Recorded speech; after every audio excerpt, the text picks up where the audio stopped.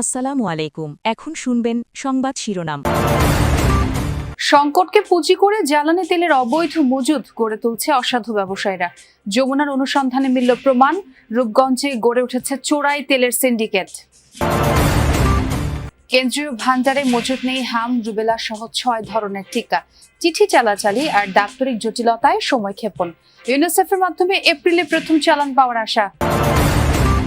ভয়াবহ ঈদযাত্রার সাক্ষী দেশ, সড়ক নৌ ও রেলপথে ঝরে গেছে কয়েকশো প্রাণ।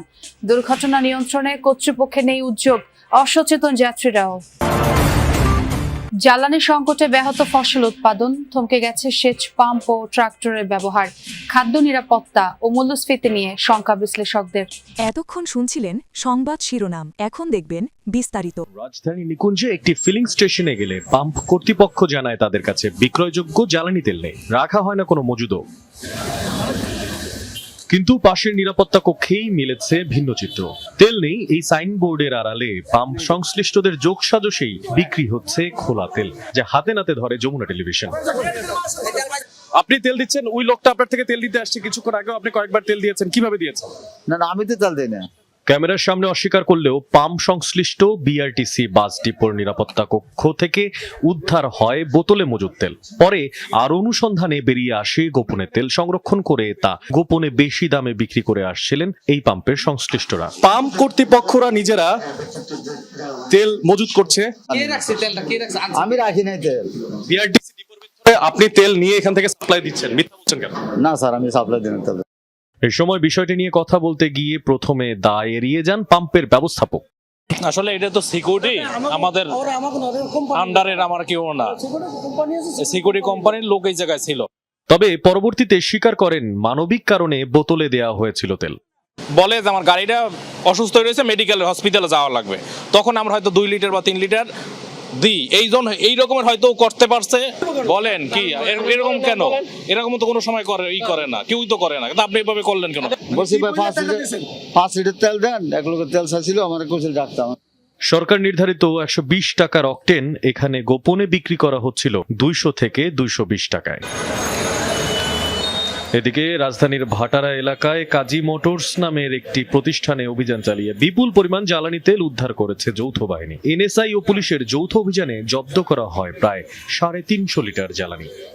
ঊর্ধ্বতন কর্তৃপক্ষের সাথে কথা বলে আমরা পরবর্তীতে আইনানুগ ব্যবস্থা নিব ইনশাআল্লাহ। কম দামে কেনা জ্বালানি তেল মজুত করে কৃত্রিম সংকট তৈরি করে বেশি দামে বিক্রির উদ্দেশ্য ছিল তাদের। অভিযানের সময় প্রতিষ্ঠানটির প্রতি বছর জন্ম নেয় 40 লাখের বেশি শিশু। তাদের সুরক্ষায় 12টি রোগ প্রতিরোধে দেয়া হয় 9 ধরনের টিকা। জন্মের পর থেকে 15 মাস বয়স পর্যন্ত এসব টিকা পায় শিশুরা। অন্তর্বর্তী সরকার দায়িত্ব নেয়ার পর স্বাস্থ্য অধিদপ্তরের অপারেশনাল প্ল্যান বা ওপি বাতিল হলে সংকটে পড়ে টিকা কার্যক্রম। দেশের বিভিন্ন এলাকায় টিকা বঞ্চিত হয় অনেক শিশু, কমে যায় টিকা দানের হার। পরে সব ধরনের টিকার জন্য বরাদ্দ দেয়া হয় 1000 কোটি টাকা। এর মধ্যে শুধু শিশুদের টিকায় রাখা হয় 842 কোটি। সিদ্ধান্ত হয় সরাসরি কেনার পাশাপাশি টেন্ডারেও টিকা কেনার। কিন্তু অন্তর্বর্তী সরকারের সময় সেই প্রক্রিয়া শেষ করা এবং আমলাতান্ত্রিক জটিলতায় কেটে যায় দীর্ঘ সময়। টোটাল পারচেজটাই হতো ডাইরেক্ট প্রকিউরমেন্টের মাধ্যমে, ইউনিসেফের কাছ থেকে আমরা কিনে নিতাম। কিন্তু এই সিদ্ধান্তটা পরিবর্তন হয় মানে 50% আমরা কিনবো ইউনিসেফের মাধ্যমে, 50% কিনবো ওপেন টেন্ডারের মাধ্যমে। এই যে সিদ্ধান্তটা চেঞ্জ হওয়ার পর এটা বাস্তবায়ন, এইগুলো নিয়ে কিন্তু একটা রাষ্ট্রীয়ভাবে প্রক্রিয়াগতভাবে একটা ইন্টারাপশন হয়েছে। বর্তমানে সরকারের কেন্দ্রীয় ভান্ডারে নেই 6 ধরনের টিকা। এগুলো হলো হাম, রুবেলা, পোলিও, যক্ষ্মা, নিউমোনিয়া, ডিপথেরিয়া, ধনুষ্টঙ্কার ও হেপাটাইটিস বি।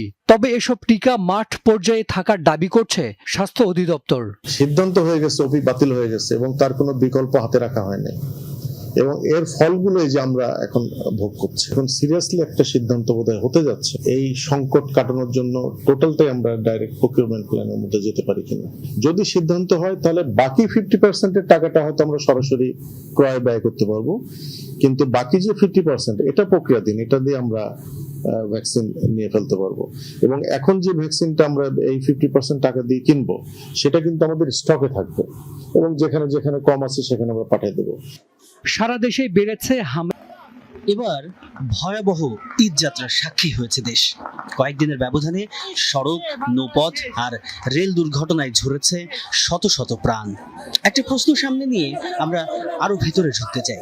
মৃত্যুর এসব ঘটনা কেবলই দুর্ঘটনা, নাকি একই চিত্রের পুনরাবৃত্তি?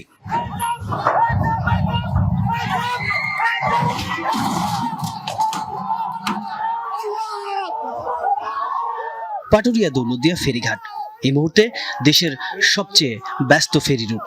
এই কদিন আগেই দৌলতদিয়ার ৩ নম্বর ঘাটে তলিয়ে যায় একটি বাস, ঝরে যায় ২৬টি তরতাজা প্রাণ। ওই যে একটা ফেরি ছিল আর কি, উনি চাইছিল এনে ভেজাবো, গাড়ির নামবে আর ডুবে যাবো, আনবে ব্রেক ফেলে মারতেস। আপনারা দেখেন যে সমস্ত ডাল, এই সমস্ত হাই লোড হইলে গাড়ির ধরে রাখা কষ্ট।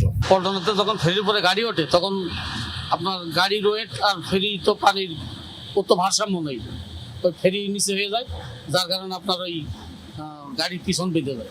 গতদিন যেটা দেখেছি, যে গাড়ি যখন চলে গেছে সোজা, যে যাত্রীগুলো উঠেছে তারা জানলা দিয়ে বের হওয়ার চেষ্টা করেছে। অনেকে তারা বলেছেন যে জানলার পাশে যে রড থাকার কারণে তারা বেরোতে পারেনি।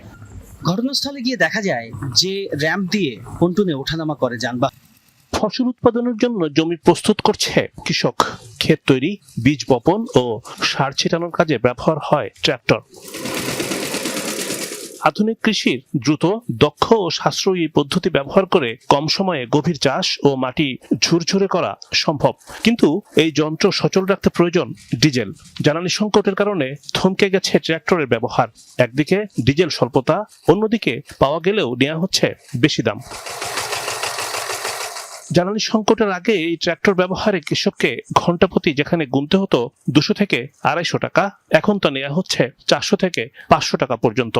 পাম্পে কয় কি যে তেল সংকট নাই, দিমু করতে যাই 5টা কয় 1টা 2টা নিয়ে যাও। ওই জায়গায় তেমন কৃষকের দ্বারা দেখা যাচ্ছে আলটা আগে পাইছি 400 টাকা, এখন নিতেছে 550 500 টাকা। পানি যদি কিনে আমি 4-5 দিন যদি না দিই, তে ধান অন্যভাবে হয়ে যাবে। ধান অর্ধেক করে অর্ধেক হইব। আল্লাহ বাঁচাইতেছে, ধরেন বৃষ্টি নামতেছে বিদায় আল্লাহ তাকে বাঁচাইতেছে।